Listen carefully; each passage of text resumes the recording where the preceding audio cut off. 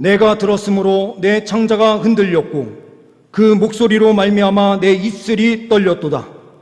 무리가 우리를 치러 올라오는 환난 날을 내가 기다림으로 썩기는 것이 내 뼈에 들어왔으며 내 몸은 내 처소에서 떨리는도다.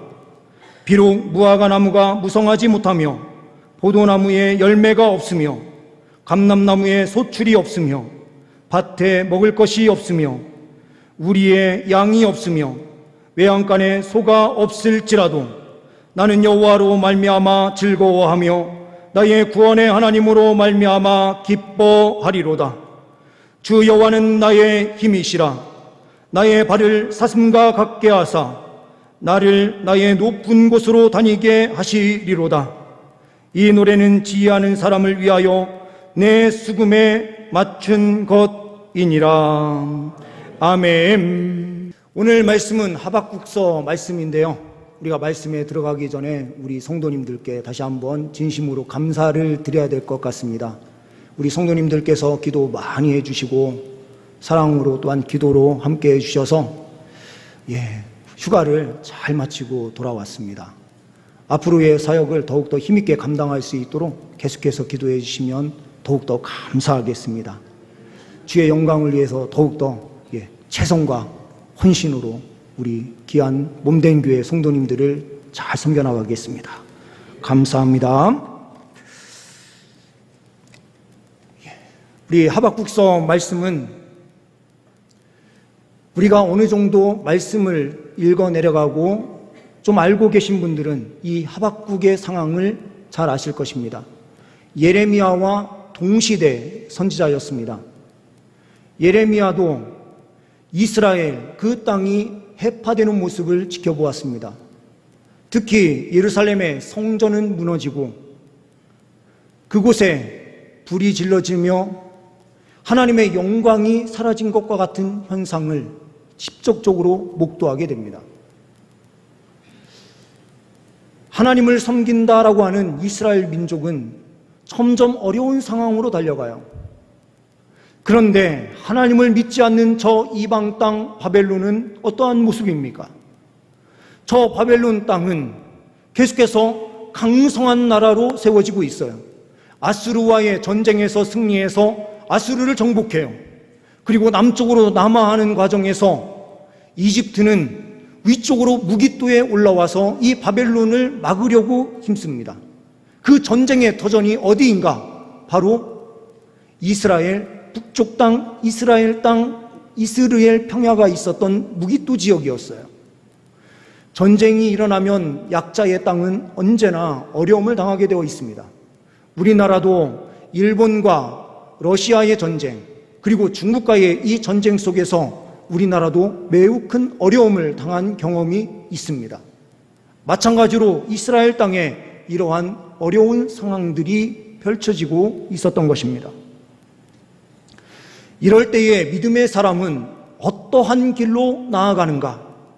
하박국의 모습을 보면 믿음의 사람은 이렇게 가야 되는구나라는 것을 알게 됩니다. 우리는 본문 말씀을 통해서 첫 번째로 보게 되는 것은 환난 가운데도 하나님을 섬김으로 나아가야 한다라는 사실을 말씀을 통하여 보게 됩니다. 16절 말씀을 보게 되면 내가 들었으므로 내 창자가 흔들렸고 그 목소리로 말미암아 내 입술이 떨렸도다.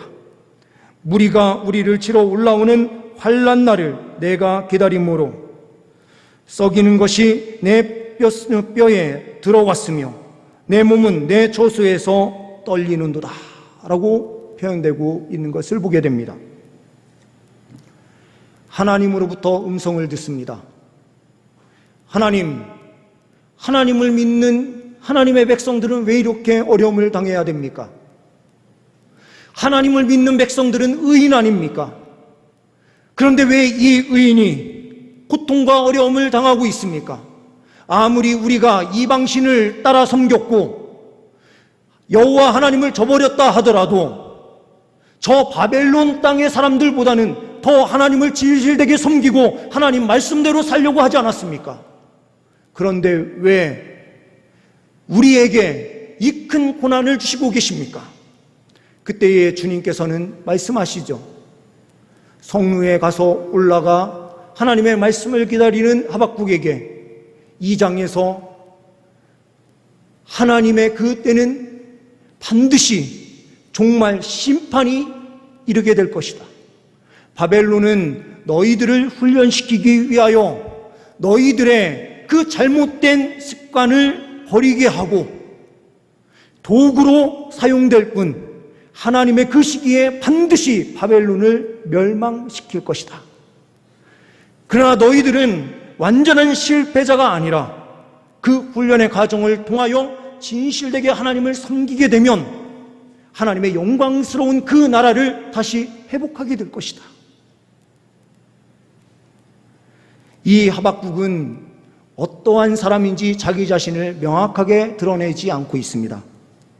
그런데 여러 가지 단어들 가운데 시기온옷이라는 단어와 오늘 19절 말씀을 보게 되면 이 노래는 지혜하는 사람을 위하여 내 수금에 맞춘 것이니라 라고 하는 말씀이 나오는 대로 이 하박국은 작사 작곡을 잘하던 노래하는 레위 지파의 한 사람이 아니었는가라고 유추해 볼 수 있는 것 외에는 없습니다.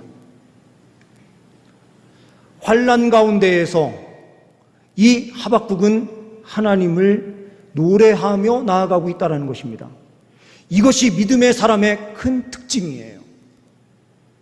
다른 사람들은 어려운 일이 있어서 창자가 뒤틀리고 너무 어려운 일이 있어서 주저앉아서 식은땀이 줄줄 흐르는 이러한 상황이 펼쳐질 때에 그들은 일어날 수 있는 길이 없어요.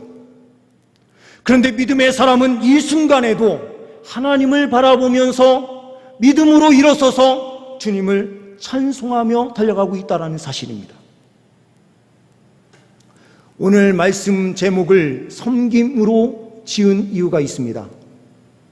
어떤 부분에서는 이 제목이 섬김보다는 감사, 없을 때에도 감사, 어떠한 상황에도 감사라고 하는 이 명제가 함께 연결돼서 나오는 본문이기에 감사라는 제목을 달 수도 있었어요. 그런데 저는 이 부분을 섬김으로 단 이유가 있습니다. 빌립보서 3장 3절 말씀 준비된 PPT 내용을 잠깐 보여주시면요, 하나님의 성령으로 봉사하며 라고 하는 빌립보서 3장 3절의 말씀이 있습니다. 여기에서 성령으로 봉사하며, 이 봉사가 우리 언어로 쉽게 표현한다면 성령으로 예배하며와 동일한 단어로 기록되고 있는 섬기다라는 뜻입니다. 또한 신명기 6장 13절 말씀을 보게 되면 내 하나님 여호와를 경외하며 그를 섬기며 라고 되어 있는 이 부분이 워십, 아바드라고 해서 예배하다라는 단어와 같은 의미를 가지고 있어요. 봉사하는 것, 하나님께 예배하는 것, 이것이 다 하나님을 섬기는 데 있어서 매우 중요한 것이죠. 오늘 이 고통의 자리에서 하박국이 하고 있는 것은 무엇입니까?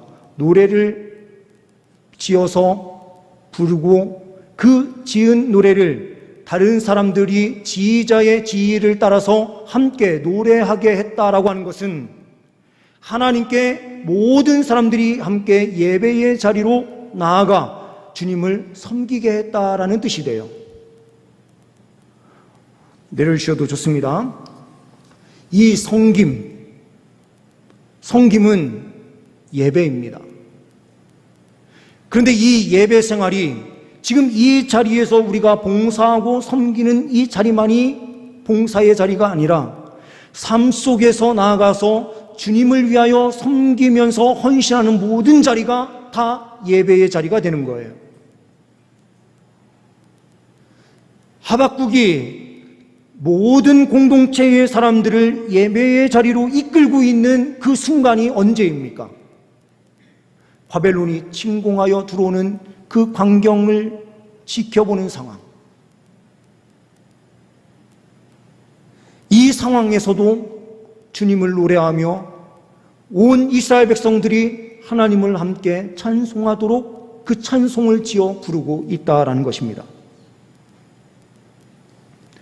우리가 잘 부르는 은혜라는 찬양을 지은 송경민 목사님 그 상황을 보게 되면 지금 자세한 상황을 설명을 드릴 수가 없지만요, 어렸을 때부터 태어나면서부터 매우 어려운 가정 환경에서 너무 힘들게 자랐어요. 공부도 하고 싶으면 공부하고 싶어도 제대로 공부할 수 없는 환경이었기 때문에 간신히 찾아온 대학이 대전과학기술대학교였어요. 그곳에서 좋은 교수님들을 만나고 그 길이 열려지기 시작하면서 작사, 작곡, 그리고 특별히 찬양하는 쪽에 많은 관심을 가지면서 어머님이 전도사님으로 활동을 하시고 계셨고 제대로 된 벌이를 할 수 없는 그런 집안에서 자라면서 매우 힘든 상황 가운데 있었어요. 그러면서 그가 은혜 찬양 가사를 만든 겁니다. 우리가 갑자기 이 노래가 떠서 모든 교회들이 다 이 찬양을 지금 부르고 있지만 이 찬양을 작사 작곡한 것은 10년이 넘었어요. 어느 순간인가 갑자기 하나님께서 이 은혜 찬양을 띄워주시기 시작하시더라고요. 그러면서 그의 작사 작곡한 곡이 엄청난데 그 곡들이 동시에 다 뜨는 거예요. 그래서 우리 교회에 한번 모시려고 제가 전화를 한번 드렸었거든요. 그랬더니 1년 전에 미리 예약하지 않으면 올 수가 없답니다. 얼마 전에 제가 전화를 했더니 일본 단기 선교로 가서 이제 매년 그분은 일본에 나가서 단기 선교팀을 섬기면서 그곳에서 찬양하고 하면서 이 일본인들에게 복음 전하는 일을 하는데요. 제가 전화를 했는데 일본에서 전화를 받더라고요. 그의 삶을 알면 그 찬양이 쉽게 그냥 불러질 수 있는 찬양이 아니에요. 집도 없어서 결혼을 했는데 세 자녀가 있는데요. 부모님하고 같이 살 집이 너무 좁아서 어떻게 할 수도 없는 상황이고요. 이러한 상황에서 하나님께서 또 좋은 사람들을 만나게 해주셔서 바깥에서 살 수 있는 집이 공짜로 몇 년을 살아라 이렇게 해서 공짜로 살고 있다가 얼마 전에 이사를 했다라는 이야기를 들었거든요. 그의 삶은 정말 어려움 그 자체예요. 그런데 그의 노래는 하나님의 은혜에 감사하면서 달려가요. 준비된 PPT 내용 하나 더 보시면은요. 이게 높이뛰기 위쪽에서 왼쪽부터요. 1896년 높이뛰기의 모습이고요. 그 옆에 1912년, 그리고 그 밑에 왼쪽에 1936년에 스트레들로 넘는 모습이고요. 1968년에 배면뛰기로 알려져 있는 포스버리 플롭의 모습으로 높이뛰기를 하는 모습입니다. 여러 가지 동작에 대해서 제가 설명을 드릴 수가 없을 것 같아요. 나중에 유튜브를 한번 찾아보시면 알 수가 있는데요. 이 포스버리라고 하는 사람이 이 배면뛰기를 시작한 이유가 무엇인가? 키가 큰데요. 다른 동작으로는 높이뛰기가 제대로 안 되는 거예요. 포기해야 되나? 라고 했는데 포기는 할 수가 없어서 자기만의 동작을 만들어내기 시작했는데 그게 배면뛰기였고요. 이게 멕시코 올림픽에서 금메달을 따면서 그 이후에 모든 사람들이, 대부분의 사람들이 다 이 배면뛰기를 하게 되었다라고 해요.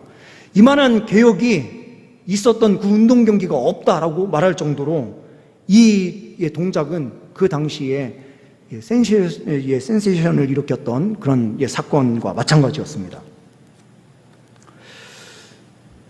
그런데 이 동작이 참 의미가 있는 것 같아요. 높은 허들을 넘는 가장 좋은 방법은 무엇인가? 땅을 보면서 넘는 방식으로는 높이 올라갈 수 없어요. 그런데 머리를 들고 우리의 시선을 하늘을 향해서 들 때에 이 배면뛰기로 높이 올라갈 수 있는 겁니다. 믿음이라고 하는 것도 똑같아요. 힘들고 어려운 허들이 우리 눈앞에 있어서 어찌해야 될 바를 모르는 상황들이 펼쳐질 수 있는데, 믿음의 사람이 승리할 수 있는 방법은 무엇인가? 바로 이 높이뛰기 방식을 우리가 기억하면 돼요. 어려울수록요, 우리의 고개는 하늘을 향하여 들 수 있게 만드는 것입니다. 그러면 높은 허들도, 아무리 힘든 그 허들도 뛰어넘을 수 있는 것입니다. 유명한 미국의 정신과 의사인 칼 메이닝 박사가 강연을 하는 중에 강연을 마치고 청중들에게 질문을 받기 시작했습니다. 그런데 누군가가 손을 들고 이러한 질문을 합니다. 신경쇠약증에 걸린 것 같을 때에 박사님은 그에게 어떤 처방을 내리십니까? 메닝거 박사는 이렇게 답변을 합니다. 바깥으로 나와서 자기 집의 문을 닫고 집을 나서서 주위에 공경에 처해 있는 사람 옆으로 가서 그 사람의 이야기를 듣고 그 사람과 함께 하십시오. 그러면 모든 것이 다 낫습니다. 이렇게 이야기를 해요.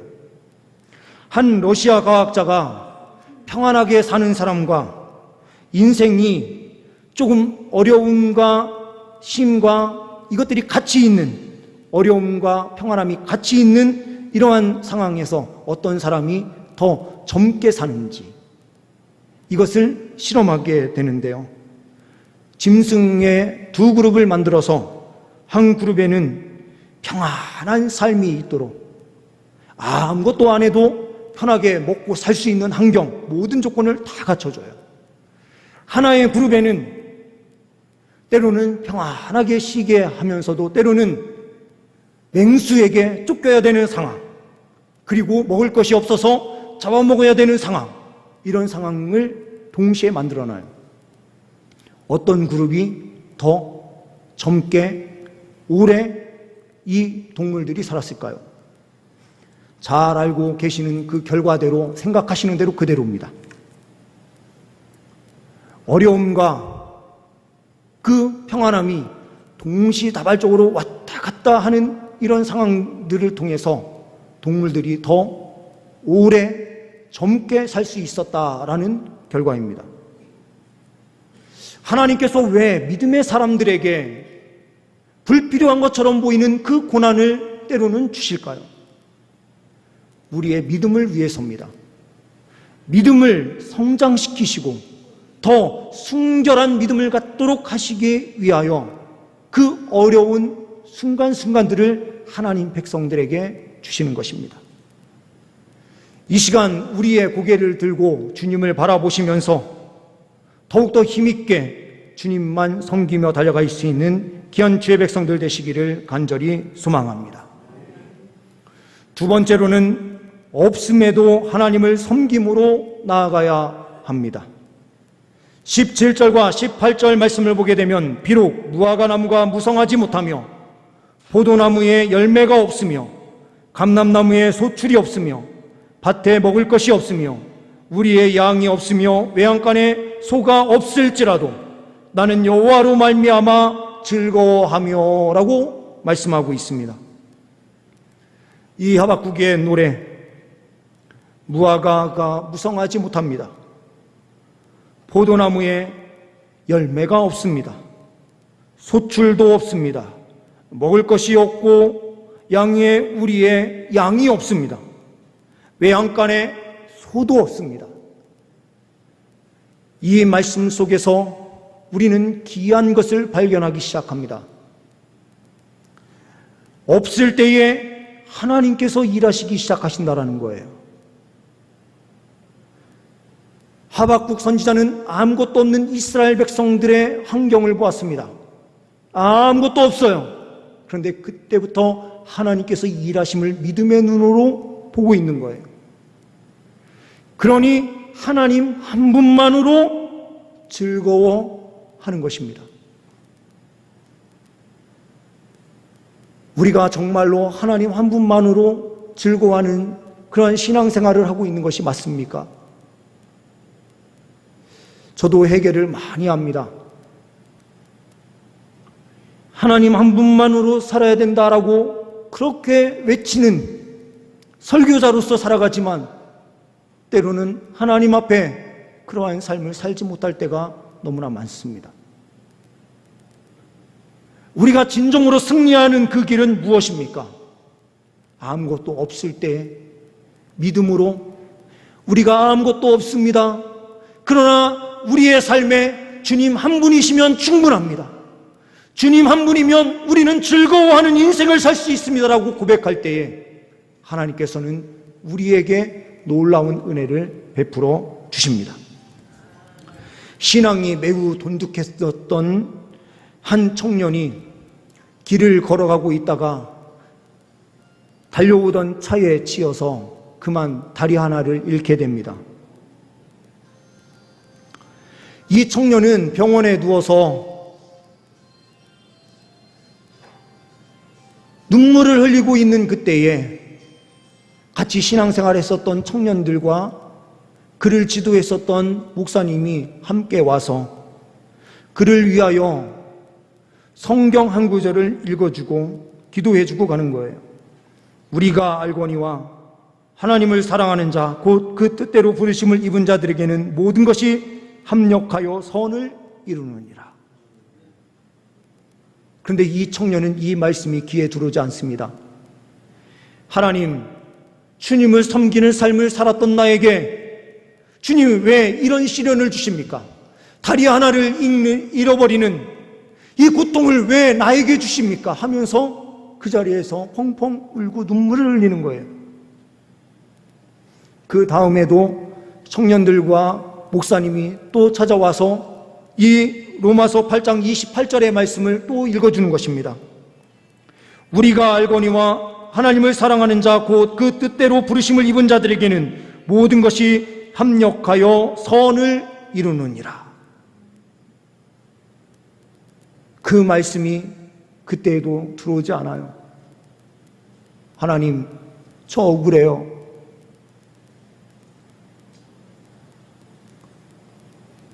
그런데 어느 날 이 말씀이 가슴에 탁 부딪히기 시작했습니다. 우리도요, 성경을 20번 읽고 30번 읽고 40번 읽어도요, 계속해서 보아왔던 성경 구절인데 어느 날인가 그 말씀이 갑자기 나의 말씀이 돼서 전혀 새로운 말씀으로 확 다가올 때가 있거든요. 매일매일 와서 읽어주던 그 말씀이 그날따라 갑자기 믿어지기 시작하는 거예요. 그래서 이 청년이 아멘이라고 답변을 하게 된 거예요.